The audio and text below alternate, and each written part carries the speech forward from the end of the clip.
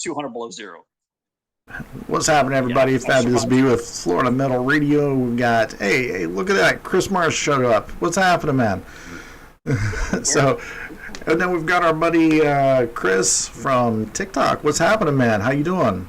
What's going on, man? I'm hanging in there. Now, let's make sure that that all the audio and everything is fine, because 9 times out of 10 something fucks up on our end. What?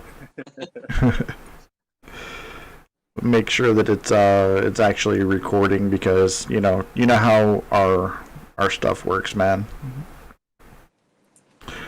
Oh, it says that we're live. How about that? No, make sure that it's actually recording, because hey, it's working. Holy shit. So anyways, so Mr. Serial Fun Seeker on TikTok, man. So tell us a little bit about yourself, man. I mean, I know some of your background just from chatting back and forth on TikTok and stuff. But yeah, tell everybody what you got going on and stuff. So. I mean, I've lived one of those wild ass lives. I've done a lot of different things. Started off 18 years old. I joined the army. Ended up spending a year in Baghdad. That definitely changed a lot of things for me. I mean, I signed up before 9/11 for some college money, and yeah, it didn't take long before my whole world got flipped upside down a bit. After the army, I spent 7 years in Idaho, and I did everything from painting and construction to working at a Navy research and development base with a secret security clearance and doing all sorts of cool shit. Made my way back to Florida, ended up opening my own business, and I've been around doing things here. But lately, I took a little adventure down to the Everglades for a couple months to work and live down there. And that didn't work out. So now I am currently in between homes, if you will. I am homeless for the time being, but trying to figure that out. Get my business up and going again here. So making the bat boxes, right? Yeah, so I've always had a big love for the outdoors, especially growing up here in Florida. I've always played in the woods and in the water. And so with my business, I started off doing handyman and construction type stuff. But I've always had a passion for kind of combining conservation work with that sort of thing. So building things sustainably, trying to find ways to bring people to nature, getting people in their backyards, whether it's just building a deck and a pergola or a koi pond, raised bed gardens. And one of the things that I wanted to do was build bat box. I really want to just build one for me. But then my friends said, well, I want one too.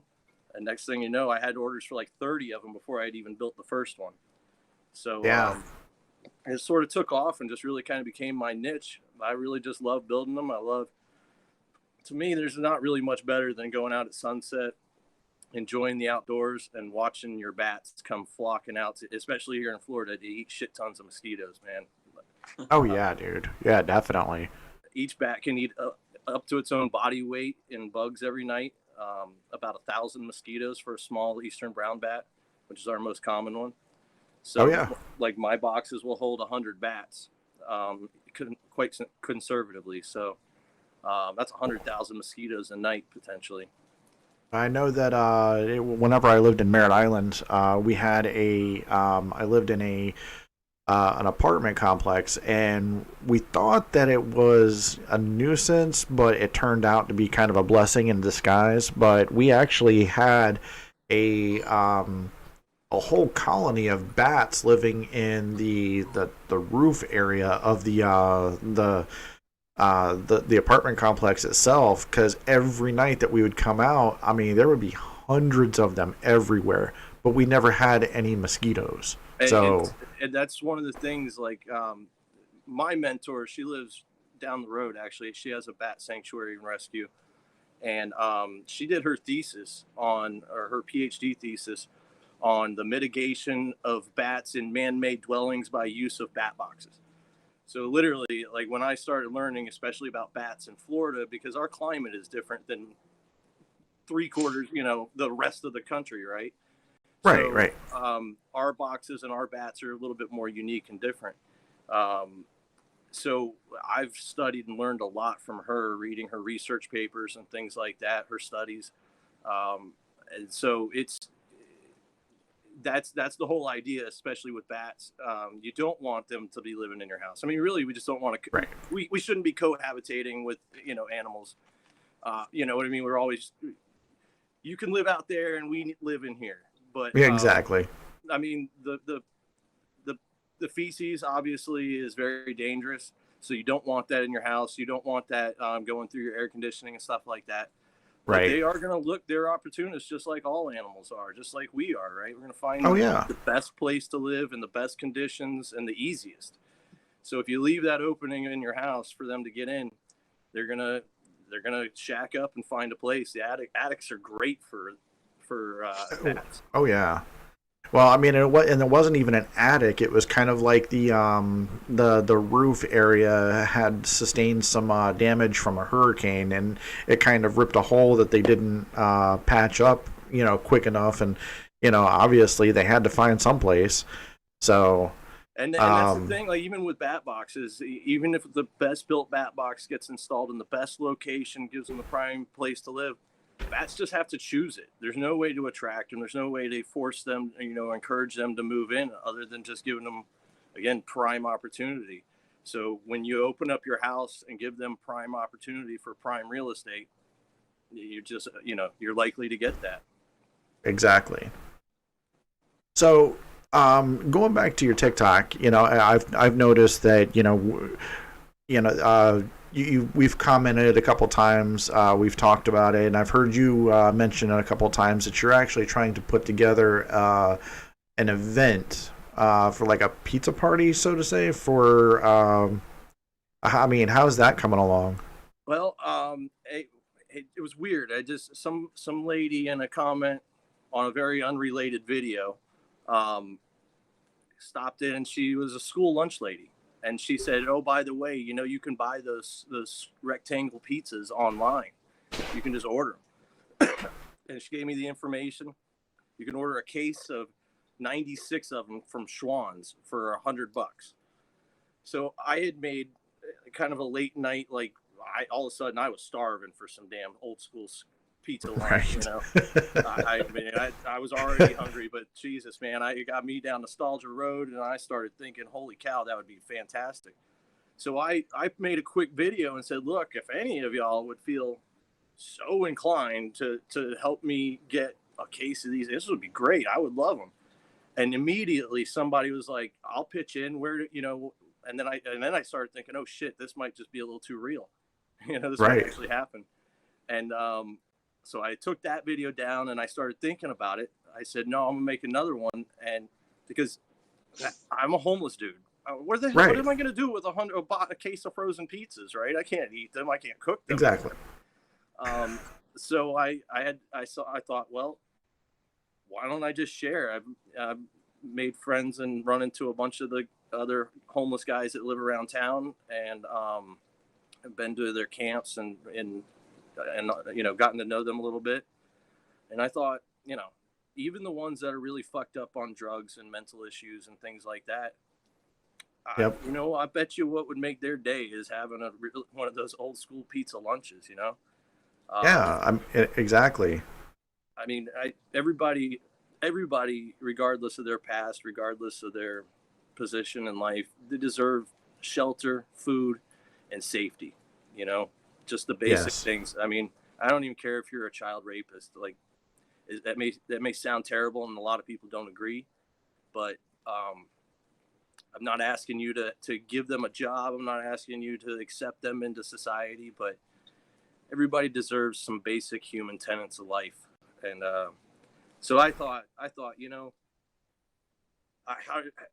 should just make it a thing where we just feed the homeless guys in town and give them a day of, a little pizza party. Right. And so I've been working. But then I had to think about logistics. Again, I'm a homeless dude. How the hell am I going to cook a couple hundred frozen pizzas and tater tots and all this shit? Right. So I've reached out to the VFW. We're working on setting a date where I can use their kitchen. And again, a lot of well, so almost immediately after posting that video, I got an instant donation of $150, which was just mind blowing.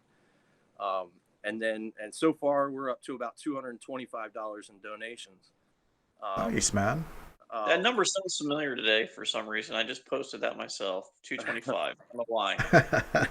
I have this weird thing with numbers too. I think it comes from being a parts guy and my autism and whatever. But like I can still remember the part number to a Humvee alternator 00909248 and that number will never fucking leave my head. Wasn't that an M98 though? Or I mean, it's not like I never drove any Humvees. Never. Oh, you were one of those poor saps too. Oh, yeah, you don't know my military history yet. So I was in the Marines. Oh, well, we'll try not to hold that against you. I did. I got 2 strikes. So your name's Chris, and you're a jarhead. So yeah. I still have a haircut too. So that's the ring. Oh man. And you have a podcast, so I guess you're just. Yep. 1, 2, 3. So the reason why I wanted to to have you on the show tonight is because try to spread a little bit of awareness on our platform to share the word of getting out there for anybody that wants to volunteer their time, donate to the cause, get people involved. It's going to be at a VFW. Odds are they've got some kind of ability to maybe host a band or something like that, and give some kind of. Yeah, they do. They do host bands there every now and then. So I had kind of, again, this all snowballed. And like I was telling my therapist yesterday, I was like, it scares me a little bit because now I'm accountable. People suddenly gave me money, for a pizza party to feed the homeless. And I'm like, I love it. I appreciate it. Now I've got to actually make sure this shit happens. But it's not my first rodeo putting on a community feeding project or a community party. I've done it before. My good friend Greg Runge, who is Greg Runge TV on the social medias.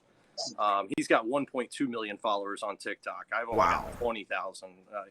My friends. Yeah, we've got 100. You might get 1 or 2 more tonight. Don't worry about it. Yep. But and I didn't join with any expectations of really getting a following at all. I really joined to follow my amazing, successful friends and to follow their journeys. More specifically, Greg is currently going around the country right now, an amazing company called Vans by Vartan Rocks. Donated him a $150,000 Mercedes Sprinter van, fully decked out. Wow. Yeah, he and I flew up to Seattle. They flew us up to Seattle to go get it. The Seattle Seahawks got involved, and they put us up in the embassy suites and the penthouse suite for the week. We went around with Blitz the Seahawk, the mascot, and hung out with him for a couple of days. It was really awesome. We go from he was living in a U-Haul van for 8 months in my driveway at the time. It's crazy. All this came to fruition. Yeah, it was crazy, and it's still crazy. It's still crazy. But he's out on the road right now, traveling the country for a year to make a documentary and try to bring home change to the homeless community. Real change. Awesome. And he's going town to town, setting up different things and meeting with local organizations and finding out. Basically, what he wanted to do was go to the 10 states that are doing the best job on homelessness and the 10 states that are doing the worst, and figure out how to bridge that gap. He started it in Key West, right here in Florida, because Key West has a huge homelessness problem that they are actually very successfully managing. They have done amazing projects down there, and they have some amazing groups that are very successful at it. So he started down there and has traveled and been doing, I guess he's been on the road for about 3 months now. Wow. So it's yeah. Again, I've been friends with him for years, and we actually met doing community projects, volunteer projects, and thing in our local community, and became close that way. But he's been for the last 10 years, boots on the ground, helping the homeless, going into the camps, and anytime he sees a homeless person, he stops and he talks to them. And it doesn't matter how fucked up they are, doesn't matter what their situation is. Again, you just stop and say, "You're all right? How you doing?" Just chat with him if he's got nothing to give. But he works his ass off for it. And we had that conversation on TikTok as well. A lot of people don't realize that a lot of homeless people are just like you or me, and they just want to be recognized. They want to be, they don't have that everyday interaction with people, and they just feel forgotten.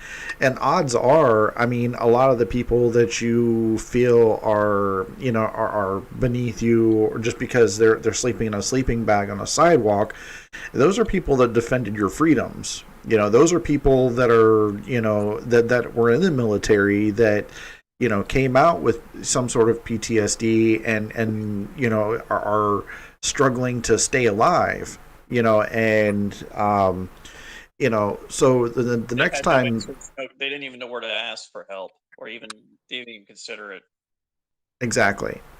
And that's why I wanted to have this show, one, because of our conversations, Chris, and two, just to bring that awareness, to everybody out there that's that's listening to us, or to your TikToks, or my TikToks, or and anything that's out there that's don't treat these people like they're a stray dog, or that they're all bad people. I mean, granted, there are people that are kind of crazy, but I mean, yeah. and not all of them can be approached.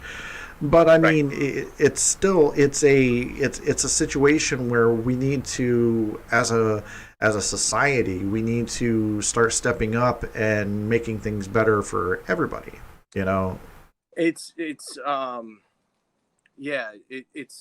It goes a long ways to just again ask, don't turn away. It's so easy, and I know I've been guilty. We've all been guilty. It's easy to just not be able to look them in the eye and turn away and pretend it doesn't exist. And I'll tell you, it's one of the most rewarding, one of the biggest things is when somebody just stops and asks how you're doing, because they recognize you're homeless, and they recognize you're in a situation. They just want to ask how you are, to be seen, to know that somebody gives a shit, because a lot of people don't. A lot of people, and it's because a lot of people feel helpless, right? Like, what can I do? And then everybody doesn't want to donate $5, $10 to the guy because he's going to spend it on drugs and alcohol. Well, that may be true, but like, you can't just buy the guy. Like, I remember there's this one McDonald's nearby, and there's always a homeless person sitting out there. And I remember going by one day, and I mean, I think the dude had 20 fucking cheeseburgers and chicken sandwiches sitting there, Wow. And that's fine and great. The guy will eat today. He'll eat like a fucking, he'll eat till he's stuffed. Right. That doesn't help him get shampoo. It doesn't help him get a toothbrush. It doesn't help him get a sleeping bag, socks, shoes. Yeah, like, there's so many things that right. I mean, maybe a hotel for a fucking night, to get a shower and a nice warm bed. Well, and another thing too, I kind of wanted to touch on that as well. And there's also, I mean, and we also have to be aware that there are people out there that are grifters and scammers as well, posing as homeless people. For sure. And I've come across, people holding up signs at the edge of the interstate that says homeless, need food, or something to that effect. And then you sit there and you watch them throughout the day, and then they go over to their BMW and then drive to their home because, they're making extra money, sitting at the end of an interstate, and people. it goes back to the whole argument about welfare and food stamps and all of those things. Anytime there's a system, somebody's going to cheat it. I don't care Oh what yeah, rules you put in place. I don't care what. It's human nature, right, to take the easy way. Again, like I was talking about, that's just human nature to be lazy and to get the easiest possible solution to your problems. And exactly. I think honestly, to sell your dignity, to go stand on a street corner and beg for money, if that's the way that they're going to cheat the system, then I guess that's going to be it. Another thing to consider about that though is, like, I know a few homeless guys here in town, and one of them has a vehicle. It's a it's a it's a Volvo, and Right. it's not brand new, but it's a nicer vehicle. And I think his mom died, and he got it after his mom passed away or something. Right. But he will go around and he'll pick up the homeless guys at the end of the day and take them to their camps, take them to go get something to eat, and whatever. So sometimes, again, what we perceive as somebody cheating or somebody doing something just may not be exactly what it appears to be. True. True. And I always go back to, it's easy to question it, and it's easy to use that as an excuse to not do anything and to not Oh help. yeah. But at the end of the day, my buddy Greg says it best. When people talk about, oh, he's just going to use it for alcohol, he's going to use it for drugs. Greg said, he says this all the time. He said, I have bought millionaires drinks before. What makes you think I wouldn't buy a fucking homeless man who needs a drink to help him sleep a fucking beer? Right. So you know what? We have no problem buying somebody with plenty of money a fucking around. Why not the homeless guy? When I first got back to town and was homeless, I had the U-Haul van and I had all my stuff in it, and I pulled into the gas station, and there was a guy that had obviously been on the streets for a long time. Couldn't tell if he was 50 or 80, one of those guys pushing two grocery carts full of cans. And he was sitting outside the gas station. I walked up to him and said, "Hey man, you all right? You need anything?" And he laughed and he goes, "I could use a drink. I could use a beer." And I kind of chuckled. And I went in and I bought that man a 4-pack, a tall boys. The look on it cost me $3.50. And again, Right. I had a couple $100 to my name and didn't know where I was going to sleep, but it's $3.50 off my back. And you know what? I know the guy's a raging alcoholic, and that's mostly the reason he's on the streets, and he'll probably never be off the streets. But did it hurt me? Nah. And did it make that dude happy? It did. Yeah. He was shocked, Yeah, and I mentioned this in your chat the other night on TikTok. For the first 5 years of my life, I was also homeless. Lived in the back of a 1968 Chevrolet C10 pickup truck with my mom and dad. We lived in Arkansas. We lived in Florida, Ohio. I remember plenty of times whenever I was younger. Before they got the pickup truck that we got, it was a 72 Chevy Nova that we had. And I remember sleeping in the back window of that Nova whenever my mom and dad were, sleeping in the back seats and stuff. So, and that's one of the reasons today that I won't touch Vienna sausages, because, that's all we had for, to eat, Vienna sausages and crackers, and it was just... I had my fill of it at the age of 5. So I don't think I'm going to be eating ramen again for a while. I've had my fill. Oh yeah. There's some really great things that you can do with ramen, though. I got creative. I'm actually working on a little. I'm working on a little series of hobo cooking recipes. Nice. Because, what else am I going to do with my time sometimes, Right. But no, and that's the thing, man. Like, some people it's not up to us to decide everybody's situation. And it's definitely not it's definitely not our place to judge the actions that have led to that person's situation. I have always been very open about my issues, my shortcomings, and what has led me to my current state in life. So I don't hide from that.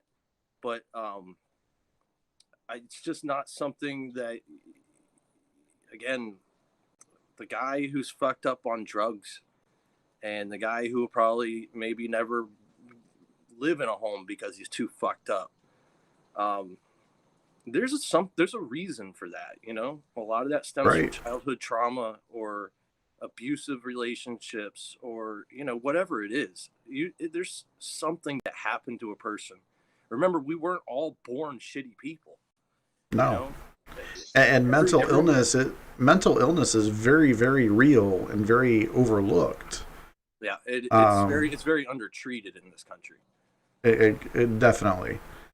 I mean, Chris, I mean, you and I, we've both, you know, been each other's crutch on a lot of instances, you know, and, you know, same with Mr. Tim there. So, I mean, we've kind of got our own little system of, you know, wellness checks amongst our little group of friends and stuff. That's fantastic. You know, and, you know, it's something that I encourage people to do is, you know, you find somebody that, you know, has the same mentality, the same, you know, the same need for, you know, that brotherhood, that camaraderie. So, you know, it's definitely something that's it's needed, especially with, you know, mental health, PTSD, you know, just anything along those lines. I've had a couple of times that were particularly difficult, and I was particularly sorry. There's mosquitoes. Okay. But I was, you know, particularly struggling. That's it. Again, I haven't even built a damn bat box for myself. But yeah, I've had some friends that just reached out and said some really kind things, and you know, sometimes it's just a phone call, and you know, hey, are you doing all right? How are you doing?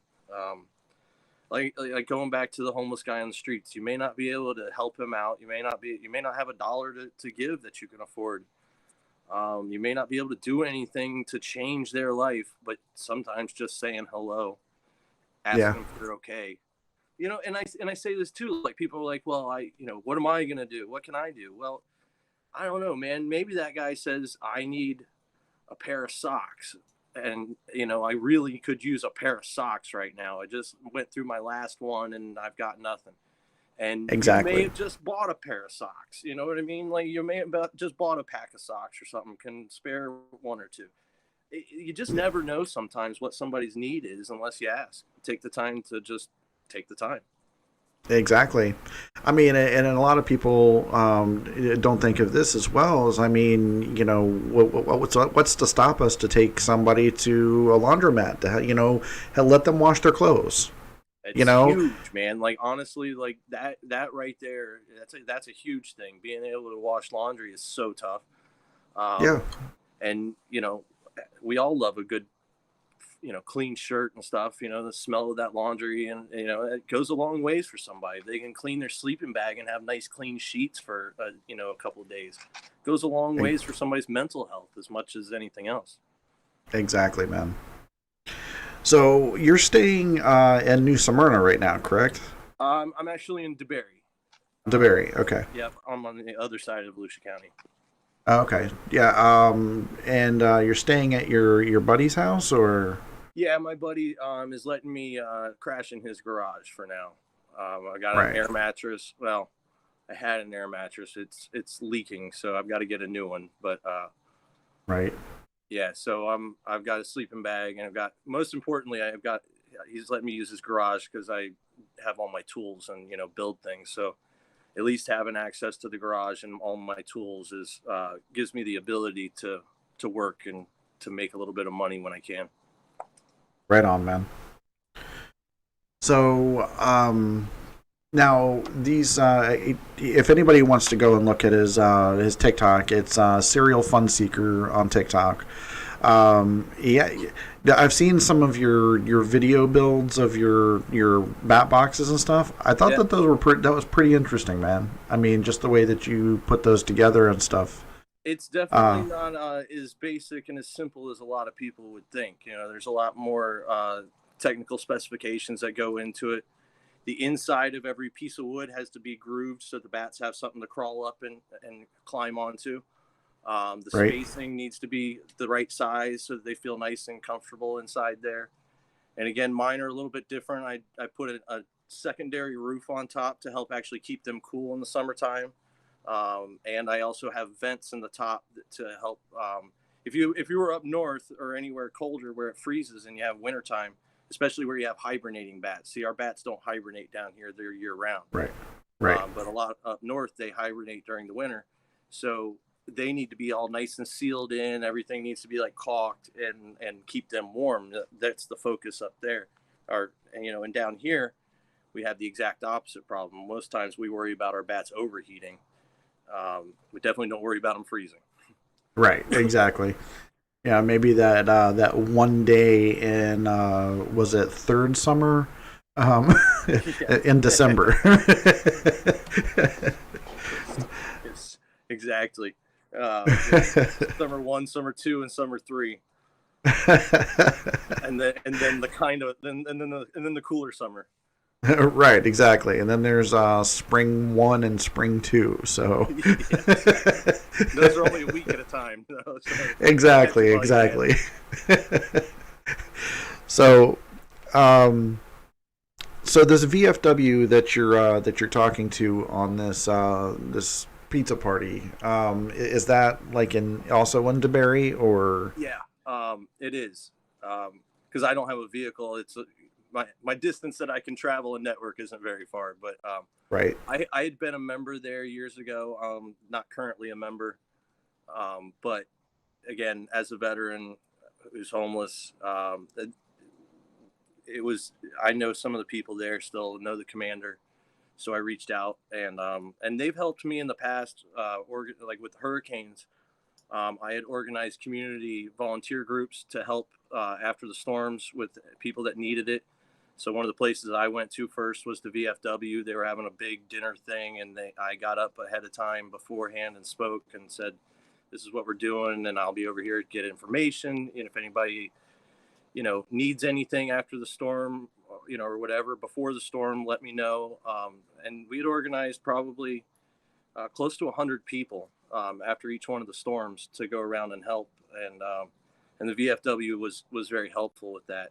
And so one of the other things I was thinking about with them, because they are such a good, helpful, and very tight knit community group, was to again expand on it to not just a pizza party, but maybe we could get donations for sleeping bags and socks and toiletries and things like that, cash donations, whatever. So Right on. so yeah, I'm just gonna see how far we can take that. No reason to cut ourselves short. Ask. I mean, if next time you get a chance to talk to them, ask them if there's a possibility that we can, maybe you can get a band in there or something, or a local band, and we'll definitely put it out there, that you're looking for somebody to to play your event, because I mean, even though that it's it's a pizza party for homeless people and stuff, it's something to entertain them, to make them to help lift spirits and stuff. Yeah, and it should, and yeah, it's for the homeless, but it's a community thing too. Exactly. It's a small community here, but very tight knit. I grew up in this town, so I know I've seen it grow up a lot. But I figure, everybody probably wants a good old school lunch, like that. And we make it like a $5 donation per plate or something, and a donation, so it's optional. If you want to just come and eat, you just come and eat. We'll feed anybody. Right, exactly. I've seen the best charitable organizations that work with the homeless generally don't have a lot of prerequisites. You show up, you get food. You need something, you say you need something, we'll give it to you. We're not going to question how poor you are. We're not going to question why you need it. We're not going to question what you did to deserve to be here or anything like that. Just, if you want to eat, we've got food. And that's why I want to, that's why we're doing it with donations and not relying on anybody to cover the bill, if you will, Yep. I would rather just feed anybody who wants it. I think it would just make everybody's day a lot better, Oh yeah, man. I mean, who in the hell doesn't want school lunch pizzas with some tater tots? Hell yeah, dude. And the chocolate milks, man. I'm gonna figure out how to get those damn chocolate milks. Carton chocolate milks, man. I want those so bad. Like it, and maybe some cream corn. Like, oh man, like it's just gonna be a thing. I think the Schwans actually do have those small milk cartons. I think they do.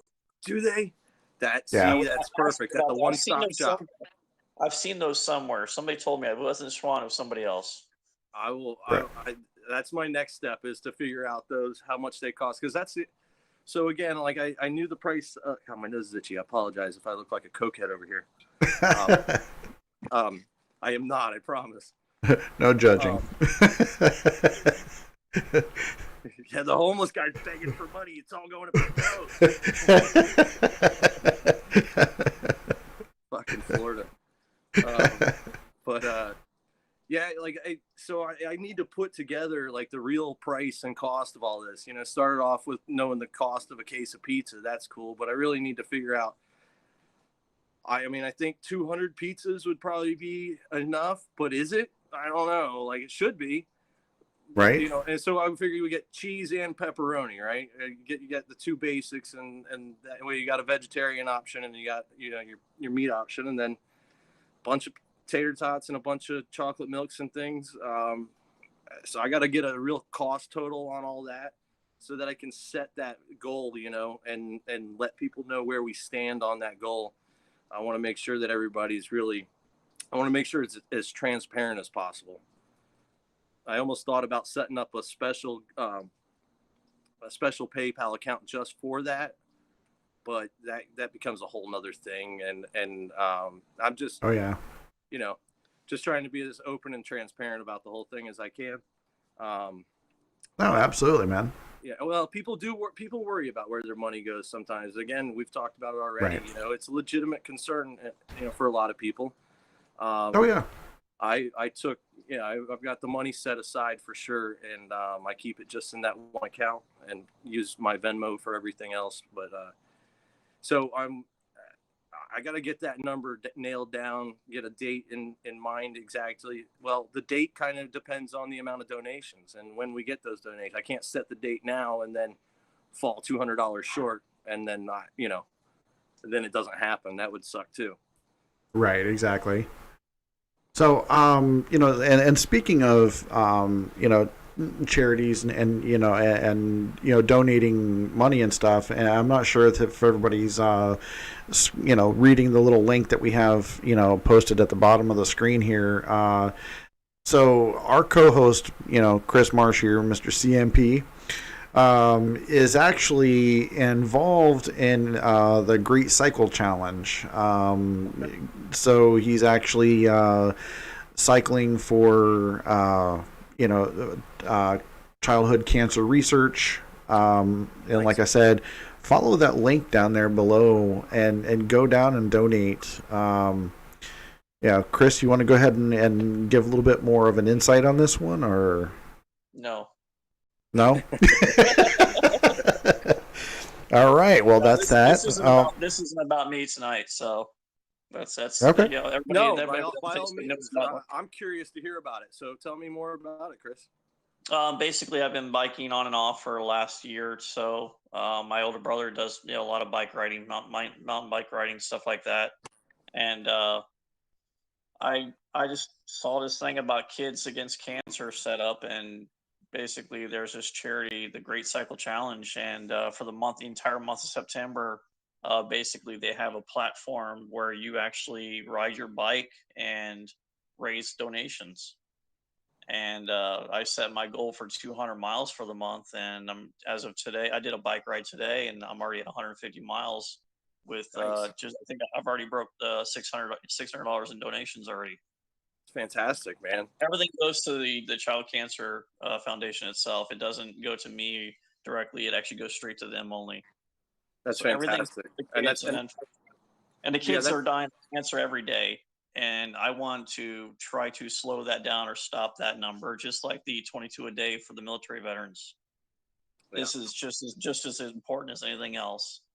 And yeah, for me, the kids in the cancer situation, I've been doing that for probably 10 years when I'm at my last job. Even then, with the whole Children's Miracle Network, everything and anything for kids. I've got a nephew and two nieces, and the last thing I want to do is see them in a hospital.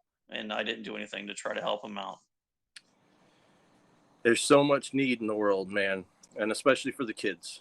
Yeah. Kids, Yes. we gotta. Kids are, again. I was kind of talking about it earlier with the broken, mentally ill, drug addict, homeless guy. He was once an innocent, sweet kid with dreams, Yep. And so if we can do everything to protect that and help see that through, I think it's very important. But as far as your goal and your dream of actually trying to help others, that was also another one of my ideas. You and I have a lot in common, surprisingly. But as far as helping other veterans, it's also something dear to my heart as well, because I'm also currently fighting for disability rating, and Same. it hasn't been fun for the last 30 something years. I basically had all this pain on me, and I decided just one day just to go to the VA and say I'm just here to say I need help. Yeah, I put it off for a long time myself. When I first got out of the Army, I ended up homeless not too long after, and I went to the VA for help, and they basically told me tough shit. I applied for disability. They said no, and then and I didn't get any help from them. I got some medications. That was about it. And then I just gave up on it because I was too busy with life and trying to survive and trying to get through. Exactly. And my grandfather was a World War II and Korean War vet. He was at the beaches at Normandy. He stormed Omaha Beach. Well, he didn't storm the beach. He actually piloted a landing craft to deliver Marines to the beach. Right. Made 3 trips that day, and which is crazy. I couldn't imagine going back. Like, it would take all the balls I had to go once, Yeah, exactly. Right. To turn around and be safe again for a minute and then go, all right, let's do it again. That was fun. Let's try one more time. And so amazing story. Like, and I'm gonna go off because that's what my ADHD does. But it was Thanksgiving Day one year. He sent my dad an email, and in the email was a slideshow of pictures of the invasion in Normandy. And we're going through, and he's explaining how the invasion went. Mind you, at the time, we didn't even know the man had been at Normandy. He'd never talked about his service. We didn't even know he had been there. We knew he was in World War II, and that was it. We didn't know where he'd been. Wow. So as we're going through the slideshow, we get to this picture of some landing crafts, and he says, "You see that handsome man piloting that boat right there? Well, that's me." And we're like, "What?" the power of the internet. These old timers got the internet, and they started sharing and reconnecting. And one of his friends had sent him this random slideshow of 50 pictures, and he found himself in the picture. So I've got that amazing picture of my grandfather at Normandy. He's the only one in the boat not wearing a helmet, which is just even crazier. What the fuck? They didn't even give those guys safety helmets first. to invade Normandy. Safety first. Crazy, and I was briefly touching bases with you on your chat the other night about my ex-wife's grandfather also being at Normandy. And it was really sad because he wanted to tell his family about his service, but everybody just said, "Oh, it's his old war stories again," and just didn't want to listen to him. I swear that I spent probably a good 3 weeks talking to that man and finding out, that he was part of the Army Thunderbirds, where they actually went in and stormed the first concentration camp and was able to liberate it from the Nazis back then. So, I mean, it was... and then whenever he passed away, and hearing taps play in the background, I sobbed because I felt like I had just, lost one of my brothers, in war. So, and then his commanding officer was at his funeral, and he came up to me and he shook my hand, and he told me his stories about, this man. And I'm like, just the wealth of knowledge that these guys had was so amazing, and to be able to share that, their stories with other people. I just think, I mean, it's a gift that, generations need. It's, yeah, and that's a touchy thing too, because a lot of veterans don't want to talk about it. Right. Like, everybody, I'm not big on being thanked for my service. Again, I signed up for some college money in 2000 and thought I was going to skate through 4 quick, easy years, get some college money, and figure out what the hell I wanted to do with my life. Surprise, motherfucker! Yeah. At the time we were on DRB level 1, which meant we had like 14 hours to pack up all our shit, say goodbye, and be on a plane to go anywhere in the world. Wait! You had 14 hours? Yeah. I had like 5 minutes. Well, we had tanks to load onto trains, so we had things to do. Man, you had it easier. No wonder you were in the Army. That's the reason I didn't sign up for the Marine Corps, dummy. Here, hold on. If I had it all to do over again, come on, we'd both be Air Force, right? Yeah. Oh man, yeah. My dad was Navy Seabee, so he was involved in construction for Vietnam. My nephew, Scott's son, Nathan, he actually went to be. He's Navy Seabee right now. So, wow. Yeah, matter of fact, I think he's out. Kid. He was this tall at one point, Yeah, yeah. That's what's crazy to me, is to think that my kids could have served in the same war that I served in. Yeah. Like, that to me, that it's a multi-generational fucking war. That's insane. Yes. Oh yeah. That's it, like to think that my kids could have been literally going to the same places I stood and doing the same things that I did. That's mind blowing, man. Yeah, I was in Iraq in '91, but I was in Turkey before I got into Iraq, and I actually was talking to some other Army guys, and I was just like, hey, talking about where I'm from and some of my friends, and I mentioned my friend Kevin Paps, who lived down the street from me. He's like, Kevin? He's like, he's in our unit. He's in Iraq right now. And I'm like, what? Like, my own friends in high school were actually like a couple hundred miles away. Now, the funniest thing is I get to Okinawa, Japan a year and a half later, and his brother walks past me as I'm on a phone booth talking to my mom. I'm like, on the other side of the world, and this guy is literally like walking by me. I hung up and I went run after, like, dude, what's up? I had a similar story when I was in the Army. I was at Fort Hood, Texas, and we had barracks, dorm style barracks, so I had a long hallway, and everybody, it was Friday night. Everybody pretty much just leaves the door open for everybody to pop in and out, whatever. I was sitting on the couch drinking a beer, and this guy pops his head in, and he looks around and he goes, oh, nope, not here. He's looking for his friends. And I looked at him, like, had to do a double take, and I was like, John? And he comes back. He's like, Chris? That was the guy that I grew up with here in town. Yep. We were in Cub Scouts together. We played t-ball together. And, and neither one of us had any idea that we had joined the Army.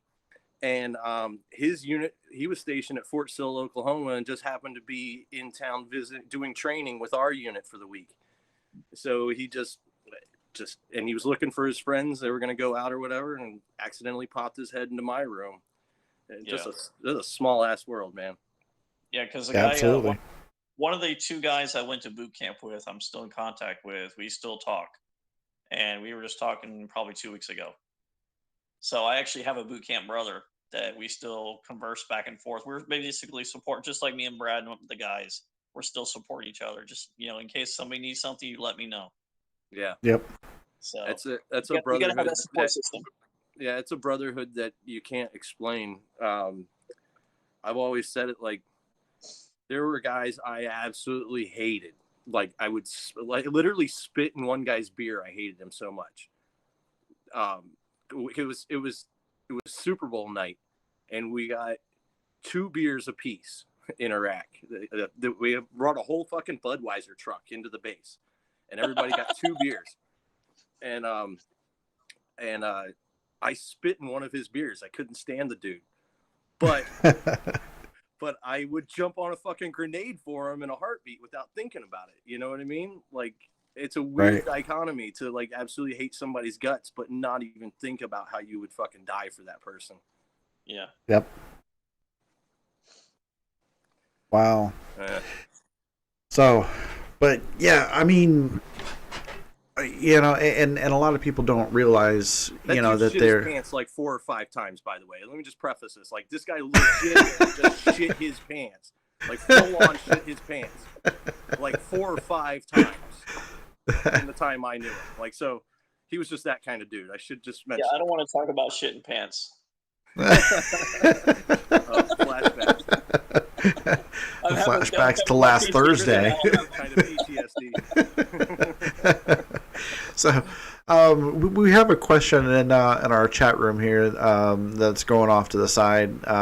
So they wanted to know, both of you have seen combat situations while you're in service, correct? I didn't see any combat. I was more humanitarian relief. Okay. Which still carries its own. You still get to walk around with an M16 fully loaded, ready to go. There's still, and I'm sure you still saw some shit that wasn't very pleasant. Yeah, you were in uncomfortable situations for at least 3.5 months. Yeah. Easily, that's where I was at. Right. So the question is, have you seen any combat situations or? Yeah, I spent a year in downtown Baghdad. I did mostly I did supply, and I was really like the in my battalion or in my company, or we called them batteries because I was in a field artillery unit. In my battery, I was the only one that did my MOS, so I did motor pool supply, repair parts supply. So I didn't go out on missions all the times like the other guys did, right? Because I had to get the parts to fix the vehicles to do the missions, right? But I did day to day. We would get mortared and bombed, and our base bordered up against Solder City, which is one of the areas. Like at that time, and I believe up until today, you just don't go through Solder City. Like, you just don't. It's right. I remember we had a colonel and a sergeant major from the unit that was supposed to be replacing us. They ended up replacing us with a National Guard unit, and I don't understand why they took the main lead in a role like that. They were not prepared, and wow. But the colonel and sergeant major showed up a few months ahead of time to come evaluate it, figure out things, and learn the lay of the land a little bit to prep for the mission. And they were looking at the map, and we were showing them how we get to the airport, get to Baghdad International Airport. And they said, well, why don't you just go this way? It's quicker. And we said, oh, no, you don't go there. And they said, oh, bullshit. We're the United States Army. We go wherever the fuck we want. We make the rules. And they were like, no, you don't go there. So after this guy huffed and puffed and threw his chest around, my colonel said, you know what? Fine. You want to see what it's like? We'll go there one time. They came out with Purple Hearts before they even got deployed to Iraq. They got hit with a bomb, and blew up a Humvee, and our guys luckily made it out without any serious injuries or anything. But it was. I didn't get into a lot of combat situations. I was on guard duty one time, had a sniper shoot at us. I was, and again, day to day was rockets and mortars. We lived in a parking garage for the first 6 months or so we were there. And the upstairs of the parking garage where we had our Humvees and stuff for the missions. And one of my friends was up there prepping for a mission first thing in the morning, and a mortar came in, hit a Humvee, and blew a chunk of his skull out, and like literally there was piles of his brains on the ground, and somehow he managed to survive. I don't know what ended up happening to him, but I mean he was in a vegetative state, but Wow. he was still alive. Um, so like I mean there's plenty of stories of roadside bombs and things like that Right. that we experienced, but no, I didn't really like the vast majority of people that go over there don't actually like just fight hand-to-hand combat or close quarters combat all the time. I remember Right. we were prepared for that. One of the stories I've told on TikTok was how when we were preparing for the war, there was a guy that had been over there the whole first year. I went in the second year of the war, 2004. And we were a couple of weeks from deploying, and we were getting some training from guys that had been over there and to teach us what it was like. And we were doing minefield extraction training. So we were on our stomachs and we were taking a bayonet and stabbing the ground to look for mines. And he's standing over us and he goes, "This is fucking dumb. You guys aren't going to do this over there. This is not at all what it's like. Like, there's no minefields in downtown Baghdad. You know what I mean? You guys are going to downtown Baghdad. You're never going to be in a fucking minefield." And Right. And it, we were training for Desert Storm. We were training for Kosovo. We were training for Vietnam. We were training for the last wars we fought. We weren't training for the actual mission ahead and the actual current threats. But then we got to Iraq, and we went to Kuwait, and we had a three-day convoy up to Baghdad. And it's just nothing but wide open desert and a couple of camel herders, honestly, a couple mud huts and camel herders as far as you can see. And then you get to where the river is, the Tigris River, and where all the population exists. And I remember thinking, okay, now we're in it. Now I'm like imagining like Black Hawk Down. We're gonna have to fire our way through the streets. We're gonna have to like literally pull off the interstate into town, and we're all on edge, and there's kids playing soccer. There's a guy selling chickens and goats. There's another guy selling produce. People are waving at us. And I just remember thinking, where the fuck is the war? Like, what is this? And we got to our base, which was a huge base. Actually had two of Saddam's palaces on our base in downtown Baghdad. We were in the green zone. We were one of 12 major bases that made up the green zone. And we got there, we went into Saddam's movie theater, got our briefing on the big theater screen. It was surreal. And and they told us where we were going to be sleeping and stuff. And they said, go to the chow hall, get you some dinner, and get settled in for the night. So I was talking to my buddy, who is still a good friend of mine today, JR, is my battle buddy. And we were walking and just kind of going, this is weird. This is wild. And all of a sudden, a guy about 100 yards in front of us just falls to his knees and starts screaming, "I've been shot! I've been shot!" And we're like in a place where obviously he couldn't, like nobody fired a gunshot. You would have heard it. There was like the nearest like enemy position was thousands of yards away. Like there was no way, right? Right. So we run up to this guy thinking he's fucking insane, but he had a bullet hole in the shoulder, in his lower neck, upper shoulder. It had just fallen out of the sky. Wow. And I mean, somebody shot in the air, and what goes up must come down. Exactly. And I just remember thinking, oh, that's how it happens. There's no warning. You don't see it coming. That's how it happens. It's just fucking shit falls out of the sky and you're dead. Right. Yep. So, well, guys, that wraps up basically the show. So, Chris, I just wanted to thank you for being on the show, man. I know that you didn't know me from a pile of beans, but I just, I had heard some of your TikTok stories and some of your, stuff that you were talking about and everything, and I definitely wanted to. To see if we can help be a part of that, help, try to bring this together, for homeless and stuff like that. So anything that you need from us, by all means, you have my contact information. You can reach out to me, and I'll be more than happy to help you facilitate, this whole endeavor. So I really appreciate it, man. Super kind. It's always great to meet great people like you guys. I appreciate all the support. Honestly, I found a great amount of support and an awesome community in TikTok, much more than I ever expected.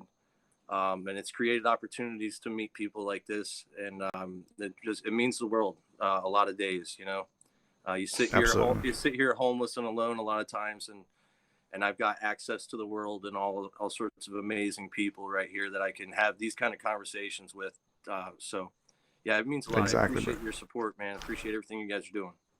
Absolutely, I'll bring you a case of MREs if you're ready. Those things are expensive, man. That was one of the biggest shocks when I got out of the Army, was actually learning what those fucking things cost, man.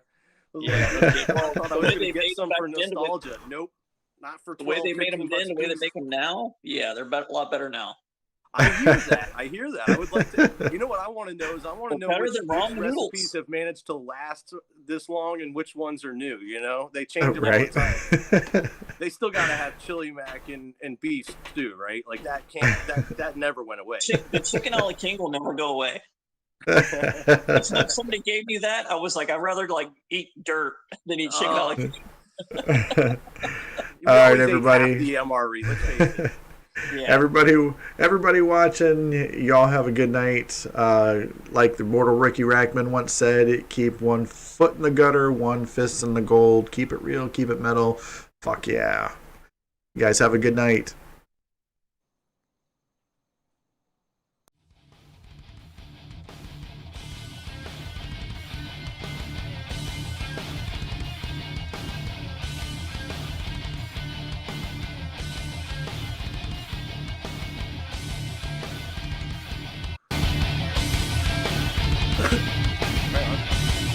Yeah, Chris, I was up in northwest Iraq in Sakho. I never made it up that far. It's right before the Syrian border there.